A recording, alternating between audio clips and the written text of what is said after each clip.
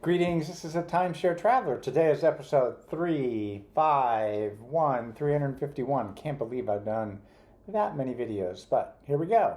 Um, Tips to make sure you use your timeshare every year. And the bottom line is to make your timeshare most valuable, goes to those benefit goes to those who use it. So I'll talk about why you should use your timeshare every year. Then I'll talk about the tips and the benefits of planning ahead and why that's a good place to start, although it's not necessarily a place to end. And then my favorite ways to use timeshares, and again, I want to share that with you because when you think of how I use it, potentially that will give you ideas on how you can continue to use the benefit of your timeshare every year. And then lastly, I'll give you some other options that you have when you've kind of done the plan ahead and come up with creative ways to use it. And you still have points left over, so I have some other options for you. So without further ado, let's jump into why you should use your timeshare every year. Why use it every year? Two reasons, really. I mean, its maintenance is every year. So if you're not using it every year and you're paying maintenance, then you're accruing costs without any benefit. And my experience is that the usage of a point at the resort is cheaper than an Airbnb, a hotel, or so forth. So the benefit and actually the savings, because you can't get any money back from the purchase price unless you bought resale, and then you can get most of what you got back, but there's still transaction costs. But assuming you bought from the developer, the benefit is in usage and what you're saving versus other alternatives that you have, like Airbnb or hotels. And I always look at the cost of hotels and Airbnb in the area I'm doing. In fact, I'm going to Hawaii, and I'm saving about 50% over what a comparable Airbnb would be. So I still look at that, even though I've been doing this for decades, because I want to make sure I'm still being wise with my money, because it is money you're paying maintenance every year. I understand how much every stay costs. I figure out what my maintenance fees cost for the stay, and then I translate it into a cost per night. I do that just as a measure of regular exercise to know that I'm still doing the best I can. There aren't better alternatives. And again, the most important thing is just probably the most obvious: you pay maintenance regardless of whether you use it. Here's my caution to you: is don't buy too much. I run into people who either A, don't have enough to do what they want, so therefore they didn't realize how much things were going to cost, or the other side is they have too much. And I go through lots of ways that you can do vacations without actually using points. There's lots of last minute stays and things like that, marketing packages and so forth. So just to make sure you don't buy too much.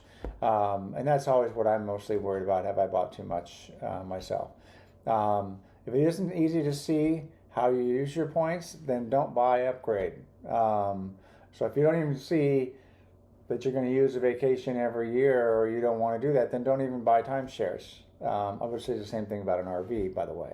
If you're not going to see how you're going to use it on a regular basis, storing it somewhere can be expensive. So make sure you use something like this if you're going to do it. Greatest savings are at the resorts.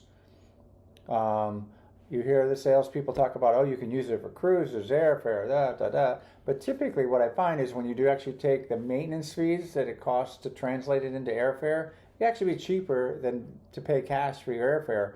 So really all you're doing is like, I can't really use my points, so I'll lose less money if I do this versus having paid that. So I'm really careful about that, making sure that I don't have too much. And again, you can defer 1 to 2 years, so it doesn't have to be every year, but my goal is, and I have historically done every year. In fact, I get calls from timeshare companies wanting me to buy more because they say, you've used all your points. And I'm like, yeah, but I have them all planned out how I'm going to stretch them. So I always feel pretty good that I've used my points every year. So it's something you should do, and it's one of the probably key items for having happy use of a timeshare. One of the hardest things that I run into from people I talk to is, and my own kids, for example, is planning ahead. Is when you own timeshares, you kind of get into that model of having to plan ahead. And a lot of my kids are more the generation that likes to do everything instantaneously, the smartphone generation. So best locations availability is found when you plan way ahead. Know your booking windows, know the cancellation windows. You can always cancel if your plans change. Um, so booking way ahead doesn't mean you necessarily have to do it, but you have to know the cancellation window so you make sure you cancel before that changes. I use wait lists, automated ones in particular. Most of the companies have them. And I book a backup vacation while I wait for the one I really want to clear if I'm in that situation. I have one for the holiday season this year that I love going to Monterey. And I didn't book it in time, my mistake, but I'm using the wait list to get to it, and I've got half of it already. Also know the alternatives. Look at exchanges, see what other options there are. Sometimes you have a better option in the exchange than what you have with your current timeshare. You may have to transfer points, but it's a trade-off of the fees to do an exchange with the points. And again, I always look, are there cash options available that are less than my maintenance fees? So I'm always comparing to make sure I'm using my maintenance fees and the points I own more effectively than other alternatives that are cash only. So when people say, oh, you should buy more points, I say, no, I just figure out ways to do last calls and things like that that are actually cheaper than my maintenance fees. This next slide is I want to talk about my favorite ways to use points, and there really are two, but there are probably many flavors to that. But I basically look at my weekend getaways or even weekday getaways is kind of it's my alternative to owning a vacation home. I like the idea that I can go many places, and I'm typically talking about short stays. I love splurging and rewarding myself. I feel I'm old enough. I've worked hard to get myself in a situation where I can do that. I like the fact that I love timeshares versus a hotel because I like the idea of a kitchen. I actually like to cook, so that's a good thing for me. Not everybody likes that. I love the idea of a change of scenery. It gives me a chance to think about I like to think about am I doing what's important in life? Am I able to do that? And getting a break away from your day-to-day helps you with that. And again, I use it in multiple locations, so if I looked at a vacation home, I'd have that one place that I could go over and over. And I just never was that confident that I'd have one place I'd like to go, except for the next one. I actually bought timeshares because I calculated how much cheaper it was to use them in Hawaii versus the alternative. I'd been booking, Airbnb, the equivalent of Airbnb, bed and breakfasts and condos, and the cost kept going up and up and up. And I calculated when I pay the maintenance, what could I do? And so I love to spend time in Hawaii. It's just relaxing. Even if I'm not doing touristy things, I'm just, able to walk on the beach. Maybe I should buy a place in Hawaii, but that's not for me. But I love going to Hawaii. The timeshare points maintenance are as far as the most beneficial. When you look at the alternatives to book a hotel or rent a condo in Hawaii, it's probably the biggest savings that I've been able to experience to, like Las Vegas. You can get cheap deals on hotels and stuff, so the points are not, as great an advantage.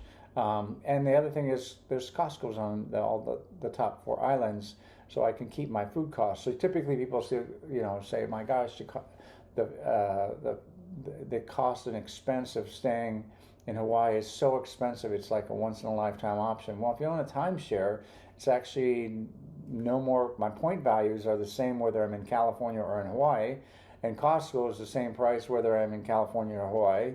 So me being in Hawaii is basically the same as the cost of being in California, which is where I live. So it's not that fundamentally more expensive. So that's why those are my two favorite. I feel like I have a pretty much wide open vacation home with multiple locations.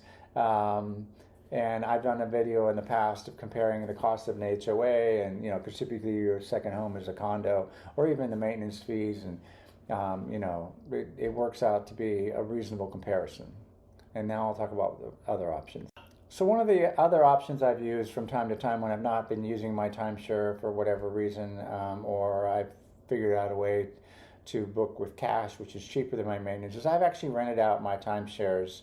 And it's a strategy just to cover my maintenance. It's not a strategy to make profit. Don't ever believe, even if it's possible, don't believe the salesperson that you need to buy more points so that you can make money and therefore vacation for free. That's another job. That would be a job. My goal is just to defer my maintenance and cover my costs, which is a job, but at least I know that what I'm doing is not wasting my my time. And you can say, you could make that decision, well, it's okay, I'll just, I'll pay the maintenance, I'm not going to use it. It's better than the cost of having another job to rent them out. But I have rented them out, and it's not been that hard to do that. And I don't do it for most of my timeshares, but I do it for a small amount. I also do a lot of last minute stays. That's really when it comes down to avoiding buying more points than I can use.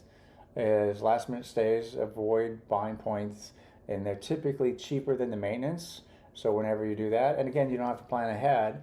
So it kind of goes counter to the other plan ahead side. So there's times when I just sort of want to do a last minute stay, and I will check to see what's available. Sometimes that's a way of going someplace new, because the last minute stays are, can be relatively random. I also use exchanges to upgrade my stays. So I use my WorldMark points because they have the lowest maintenance per point. And I can sometimes book a Marriott. Now, I'm not going to get a Marriott in Hawaii at peak season, but I'm going to get a Marriott, which is, to me, a higher-end timeshare than a WorldMark. But I might be able to get it in Palm Springs, where there's a lot of availability for the price of my WorldMark points. So when I calculate the WorldMark points plus the exchange fee, it's often way cheaper than actually using my Marriott points. The other thing is I'll use it to stay at a Hyatt or a Holiday Inn or a Disney. I'll use the exchange to do that, again, because I can go to a place where I don't own. And again, that adds an additional variety. So when people say there's not a lot of locations, I find that that's not necessarily the case. You can actually use all the locations. Anyway, I hope you liked the video. Don't forget to give it a like, and if you haven't subscribed, don't forget to subscribe. Hi, this is Cliff, and I'm the Timeshare Traveler. Welcome to my channel. The purpose of my channel is to educate those who love traveling in timeshares. I've been an owner for 15 plus years at timeshare ownership. I have elite ownership with Marriott, Hilton, and WorldMark. I have published over 100 timeshare video reviews, and I've published over 95 timeshare tips. I can be found on Facebook at Timeshare Trav, at Twitter, Timeshare Trav, and on the web at www.timesharetraveler.com.